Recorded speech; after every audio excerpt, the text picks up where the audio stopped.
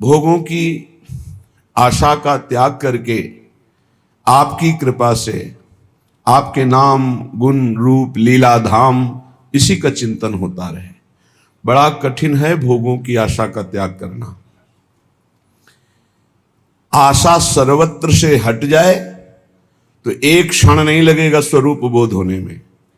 जो स्वरूप बोध होने में समय लग रहा है, भगवत साक्षात्कार होने में, उसका कारण है आशा।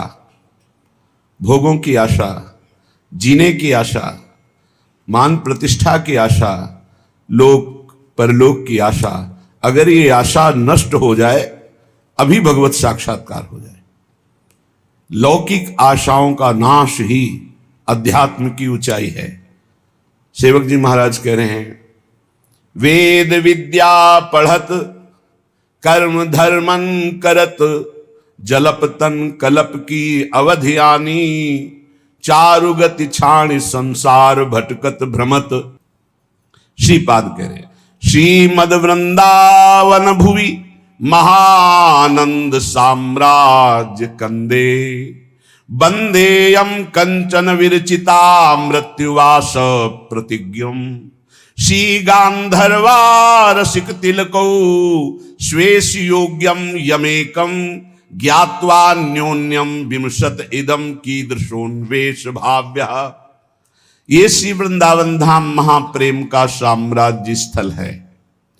यहां पर जो ये प्रतिज्ञा कर लेता है, वंदे यम कंचन विरचिता मृत्युवास प्रतिज्ञम, ये स्वर्णिम भूमि जो वृंदावन है, इसमें जो नियम ले लेता है कि मैं मरने तक यहां से बाहर नहीं जाऊं, आस की पास नहीं तोरी जानी, सकल स्वार्थ करत रहत जन्मत मरत, दुख और सुख के होत मानी, छाणी जंजार कैसे न निश्चय धरत, एक किन रमत हरिवंश बानी।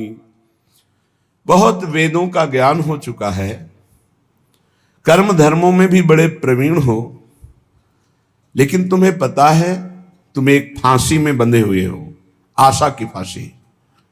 भोगों की आशा, जीने की आशा, धन की आशा, मान प्रतिष्ठा की आशा, आस की पास नहीं तोरी जानी। फिर क्या हुआ?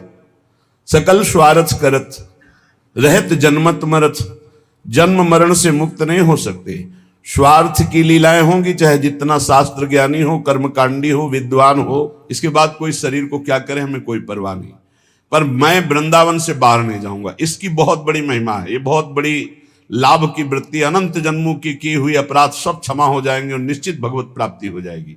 पहला उपाय बताया, वृंदावन रसिकों का स्पर्श, संभाषण, दर्शन, ध्यान, प्रणाम, चरण रज निश्चित परम पद प्रदान कर देती है। दूसरा उपाय बताया, सीधाम वृंदावन का आमरण व्रत ले लेना। सीधाम वृंदावन के बाहर कभी भी हम नहीं जाएंगे। कल हमसे किसी ने प्रश्न किया था कि हम कितनी सीमा माने वृंदावन की अखंडवास के लिए, तो 3 वृंदावन का वर्णन हुआ है, गोष्ठ वृंदावन, गोपी वृंदावन, नवनिवृत्त निकुंज वृंदावन। हम तीनों का एक साथ लेते हैं। सेवक जी महाराज के, वेद विद्या पढ़त कर्म धर्मन करत, जलप तन कलप की अवधि आनी, चारुगति छाण संसार भटकत भ्रमत, आस की पास नहीं तोरी जानी।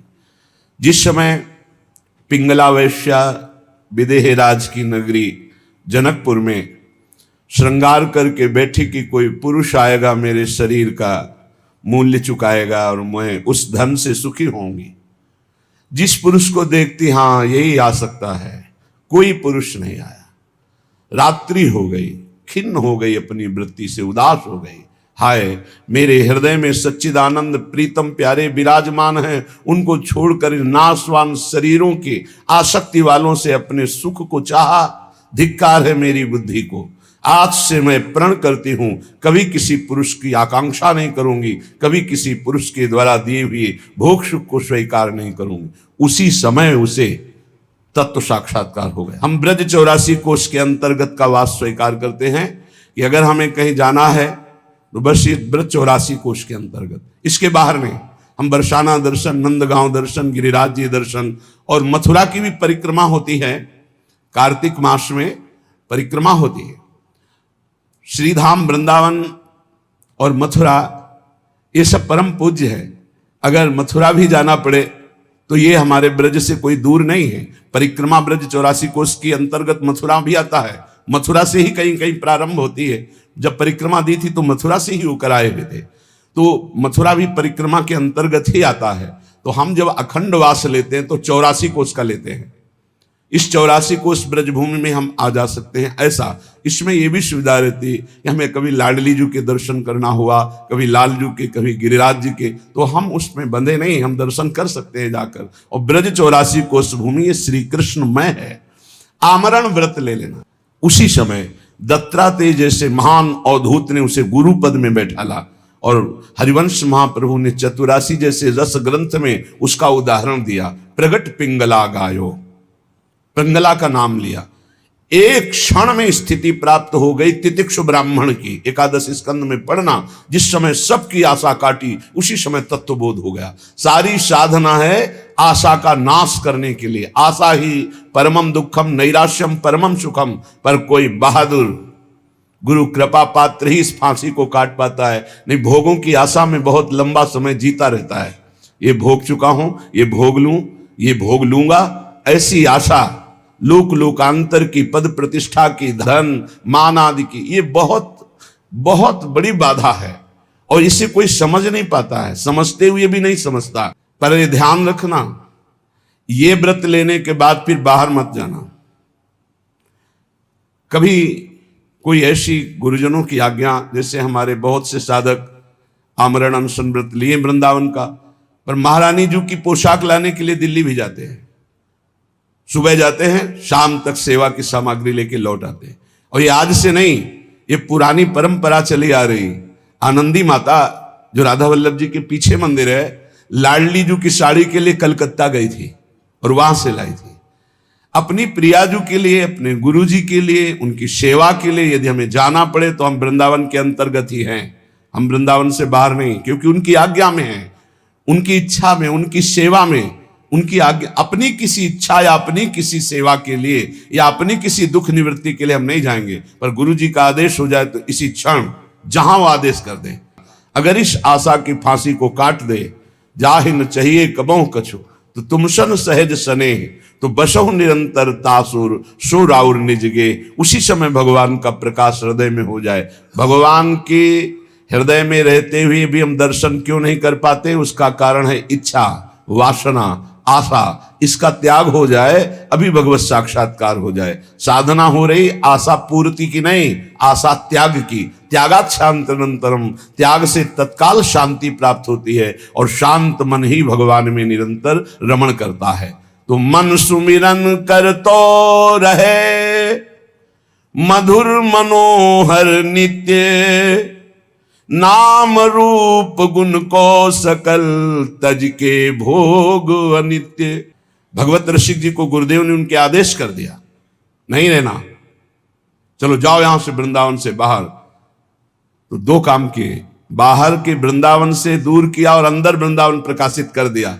तो गा रहे हमारे उर वृंदावन और माया काल जहां नहीं व्यापे, जहां रसिक सिरमौर हमारे उर वृंदावन। निरंतर प्रिया प्रीतम जहां खेल रहे सब वृंदावन प्रकाशित कर दिया। रे वृंदावन की निष्ठा परिपक्व भाव से स्वीकार करने पर वो कैसा भी जीव क्यों न हो परम पद का अधिकारी हो जाता है। पर इसको बड़ी दृढ़ता से स्वीकार। श्री जी की सेवा के लिए गुरु आज्ञा होने पर वो बात अलग। श्री जी के लिए तो जीवन ही अर्पित है, उनके लिए तो पूरा संकल्प विकल्प सब उन्हीं के लिए है। हम अपना कोई संकल्प नहीं। नाशवान भोगों की आशा का त्याग करके हे प्रिया प्रीतम, हे राधा माधव, निरंतर आपके नाम रूप गुण लीला धाम का ही गायन श्रवण मनन चिंतन करता रहूं। जय श्री राधा जयति जय, जय माधव घनश्याम, जयति समर्पण में विमल प्रेम नित्य सुख धाम। जय हो जय हो जय हो, श्री राधा किशोरी की जय हो, घनश्याम श्री माधव की जय हो, और इनके प्रति पूर्ण समर्पण करके प्रेम करने वाले रसिकों की जय हो। बड़ी महिमा है प्रिया प्रीतम के प्रेम में डूबे हुए रसिकों की।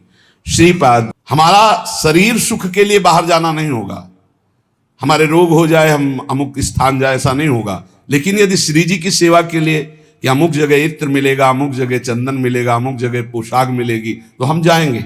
हम श्री जी की सेवा के लिए वो वस्तु लेकर रात्रि यहीं व्यतीत करेंगे आकर के। ऐसा हमारे बहुत से संत भगवान ऐसा करते हैं, क्योंकि नित्य श्री जी का फूल बंगला बनता है, नित्य सेवा सामग्री, तो किन्हीं किन्हीं को जाना पड़ता है और उस वहाँ से झूमर है, सेवा की पोशाक है, सामग्री। तो उनका ऐसा नहीं कि वृंदावन का अखंडवास स्वीकार नहीं करते। जब कोई साधक यहाँ से आज्ञा में जाता है तो वो हमारे हृदय में रहता है, जब तक वापस नहीं आता तब तक अखंड चिंतन उसका बना रहता है। कहीं भी बाल बांका न होने पाए, कहीं भी उसका अध्यात्म चिंतन न बिगड़ने पाए, क्योंकि माया नगरी में जा रहा है। हमारी स्वामिनी जी की उस पर दृष्टि रहती है। प्रबोधानंद जी महाराज कह रहे हैं, ये वृंदावन मां वसंति यदिवा, बहुत बड़ी महिमा की बात कह रहे हैं। स्पृष्ट्वात दृष्ट्वा गता ध्यायन्ति प्रणमन्ति तद्गुणगणान् गायन्ति शृण्वन्ति वा मूर्धना बिभ्रति तद्रजः क्वचन तत्संबंध संबंधिनस् तान्त्युन्नयते परम पदमहो वृंदावनम पावनम। अगर ध्यान से इसको बैठा लोगे तो निश्चिंत हो जाओगे। श्री गांधर्वा रसिक तिलको स्वेषु योग्यम यमेकम।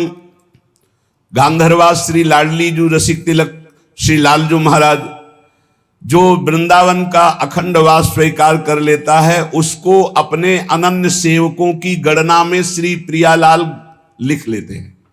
केवल अनन्य वृंदावनवासी, अखंड वृंदावनवासी, ये बहुत बड़ा व्रत है, बहुत बड़ा व्रत। अंतिम जन्म है जिसका, वही ये व्रत ले। और इसका निर्वाह, बहुत कष्ट की परिस्थितियां आ सकती हैं, लेकिन टूटना नहीं। कोई भी कष्ट तुम्हें परास्त नहीं करेगा, पर तुम टूटना नहीं। अगर आमरण अनशन जैसे परीक्षित जी ने लिया, तो 7 दिन में भगवत प्राप्ति कराने के लिए बिना बुलाए सुखदेव जी आ गए। श्रीपाद कह रहे हैं, ये वृंदावन मां वसंती, जो अखंड वृंदावन वास का नियम लिए हुए हैं और जो वृंदावन रस के रसिक हैं, ये वृंदावन मां वसंती, यदि उनका कहीं स्पर्श हो जाए, यदि वह स्पृष्ट्वाथ अथवा दृष्टवा दर्शन करने को मिल जाए, गता ध्यायन्ति, या एकांत में बैठकर उन रसिक महापुरुष का ध्यान करने को मिल जाए, या प्रणमंती, सामने साष्टांग दंडवत करने को मिल जाए, तदगुण गणान गायंती, उनकी महिमा का, उनका यश गान करने का भाव बन जाए, शृण्वन्ति, या कोई उनकी महिमा गान कर रहा हो रसिक महापुरुष की, हम सुन लें, वा मूर्धना बिभ्रत, या उनकी सी चरण को लेकर मस्तक पर पधराने का, ऐसा न मिले तो उनकी चरण रज लेकर मस्तक पर धारण करने का। ऐसे ही आप आमरण व्रत लीजिए वृंदावन का, तो बिना किसी याचना के किसी सिद्ध रसिक महापुरुष का सानिध्य प्राप्त हो जाएगा और प्रिया प्रीतम की प्राप्ति हो जाएगी। जो श्री राधा किशोरी की उपासना करता है, कौन बाधा उसे परास्त कर सकती है? राधा राधा राधा, अगाध प्रेम रस प्रदान करने वाली, अगाध संपत्ति प्रदान करने वाली श्री लाडली जी का नाम राधा। जो राधा राधा आराधना करता है, तो कोई भी बाधा, कोई भी अपराध उसे छू नहीं सकता, कोई भी अपराध छू नहीं सकता। ये पक्का समझो। हरिराम व्यास जी ने कहा है, शाप ताप रोग शोक दारुण दुख हारी, ये लाल इष्ट दुष्ट दलन कुंज भवनचारी। श्रीपाद कह रहे, तद्रह क्वचन तत्संबंध संबंधिन, यदि सीधे रसिक महापुरुष का संपर्क ना हो, तो उनसे संपर्क करने वाले का स्पर्श हो जाए, दर्शन हो जाए, संभाषण हो जाए, या एकांत में उनका चिंतन हो जाए, तो श्रीपाद कह रहे, परम पदमहो वृंदावनम पावनम। वृंदावन में विराजमान परम पवित्र रसिक महापुरुष का ध्यान, स्पर्श, संभाषण, प्रणाम, उनकी चरण रज, उनका चिंतन यदि हो रहा है, तो निश्चित आपको परम पद प्राप्त हो जाएगा। देवर्षि नारद जी ने भी कहा है, मात संगस्तु दुर्लभ हो, बड़ा दुर्लभ है महापुरुषों का संग, पर अगम्यो यदि निर्वाह कर ले जाओ तो अमोघस्य निश्चित भगवत प्राप्ति हो जाएगी। श्री जी संबंध का निर्वाह करती है, हमारी प्रिय सखी का शरणागत है। बस इस बात से श्री जी महल खवासी दे, अपने श्री चरणों की सेवा अपने महल का वास प्रदान कर देती। श्याम हृदय भूषण जित दूषण हित संगी, श्री वृंदावन धूरि धूसर रास रसिक रंगी। शरणागत भय विरद पतित पावन बाने, व्यास से अति अधम आतुर को न समाने। श्री राधा प्यारी के चरणारविंद शीतल सुखदाई। साप, किसी का साप राधा उपासक के ऊपर लागू नहीं हो सकता। जाओ मैं तुम्हें ऐसा साप देता हूं, वो लौट जाएगा, उसी के पास चला जाएगा।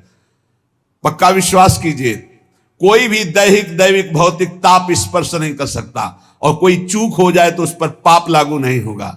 साप ताप रोग, कोई भयानक प्रारब्ध आवे उसे रोग परास्त नहीं कर सकता, इसलिए कोई बाधा नहीं। जहां राधा वहां कौन सी बाधा।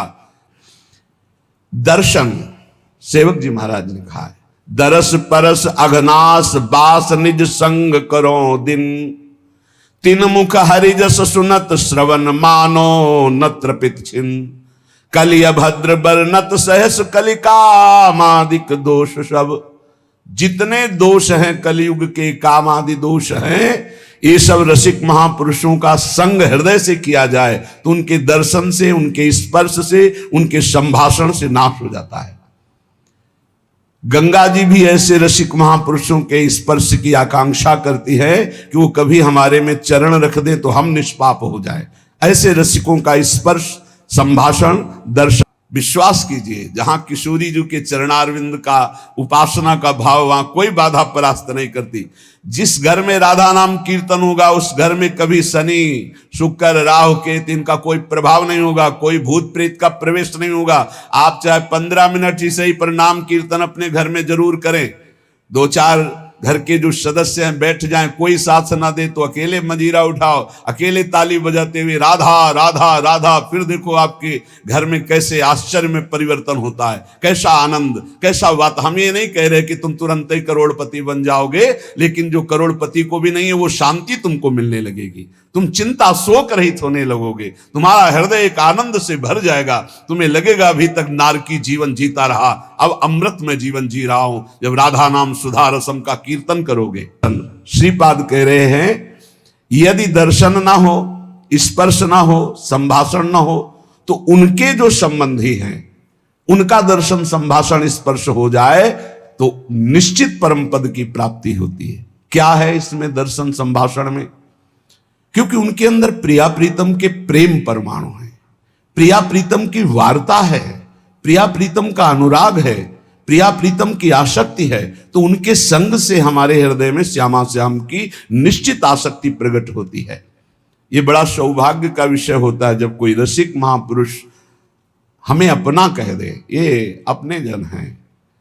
या एकांत में जब वो श्री जी के चिंतन में हो, उनके ध्यान में कभी हम आ जाएं, इस भाव से कि अपना दास है, ये अपना सेवक है, ये अपना निज जन है, ये श्री जी का जन है, निश्चित बड़ी महिमा की बात करें।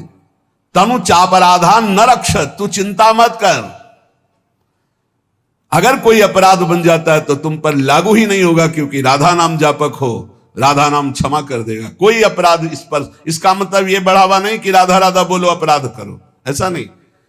बात यह है कि अगर हमसे कोई चूक हो जाती है तो हमारी स्वामिनी जी का नाम इतना महान है कि वो चूक हमारे ऊपर अपना असर नहीं डाल सकती। हम चूक ना हो ऐसी चेष्टा करें, पर अगर हो जाती है तो कह रहे कि बाधाम सर्वाम स्मर न ही तनुम चापराधान न रक्ष। कोई भी बाधा तुम्हारे स्मरण में नहीं पहुंच सकती, कोई भी बाधा तुम्हारे जीवन में नहीं आ सकती यदि नाम जब। बाधाएं आएंगी पर वो सब मंगलमय हो जाएंगी। कोई भी अपराध तुम पर लागू नहीं होगा क्योंकि तुम राधा नाम जापक हो। किशोरी जी का ऐसा प्रताप है। भगवत रसिक जी कहते हैं, जो साधक अपने गुरु को प्रसन्न कर लेता है, जिसके ऊपर गुरु की कृपा दृष्टि रहती है, उसके हृदय से मोह मद माया अपने आप छूट जाती है और माया सदैव उसकी सेवा में रहती है और माधव उसके हृदय में विराजमान रहते हैं। इसलिए सच्चा उपासक वही है, आशा जिज्ञासा नहीं, नहीं आशा उपदेश, नाम रूप रसना चखनी, यह समझे को देश, या समझे को देश, सहज सब सो नहीं बोले, और बोले समयो पाए ग्रंथि संशय की खोले। माँ याहारतः क्वचिदपि विनाधाम राधा रसांधम माधावाग्य क्वचिद शुभम धाम वृंदावनम ही। राधा रसोन्मत्त उपासक यही चाहेगा कि मुझे वृंदावन का वास मिले। उसका हृदय हर क्षण यही सोचेगा अपनी प्यारी जो प्यारे जो की लीला स्थली में वास हो, रोज सत्संग सुनने को मिले, रोज भगवान नाम कीर्तन बैठकर वृंदावन की भूमि में करूं। इसलिए मेरी दौड़ भाग बंद हो, लाडली जो ऐसी कृपा करो कि कभी ऐसा सुलभ हो जाए कि मैं वृंदावन वास करूं। चलो आजीवन नहीं तो कुछ कुछ दिन वास करके फिर चला जाऊं। ये बड़ा सौभाग्य का विषय होता है कि 2 महीने में आप आए, 2 दिन रुके, फिर चले गए, फिर 4 दिन रुके, फिर चले गए। आप देखना इसका रंग चढ़ेगा आपके ऊपर। भगवत रसिक अनन्य भानुलो करे प्रकाशा, हरे तिमिर अज्ञान ज्ञान दे पूजवे आशा। भगवत रसिक जी कहते हैं उपासना के मार्ग में वही सफल हो सकता है जिसके हृदय में कोई भी आशा ना रह जाए।